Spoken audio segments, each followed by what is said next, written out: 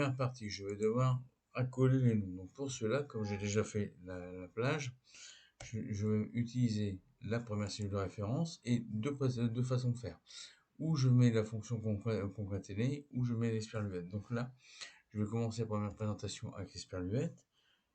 Je dois démarquer le tout en faisant l'ouverture du guillemets, un espace, puis l'ouverture du guillemets pour marquer comme quoi j'aurai un décalage. Je remets l'esperluette avant de cliquer sur la deuxième cellule de référence. Et en appuyant sur la touche entrée, j'ai ma mise en place qui se fait. L'autre façon va être d'utiliser la fonction concaténée. Donc la fonction concaténée va me permettre, elle aussi, de faire le même assemblage entre la première cellule en cliquant simplement dessus, le point virgule, je marque l'espacement que je dois mettre en place entre guillemets, puis je clique ensuite sur la deuxième cellule. Maintenant, je peux marquer l'emplacement en faisant la première recopie pour dire recopier l'ensemble de cette fonction, et je vais en profiter pour nommer cette plage L souligné ID.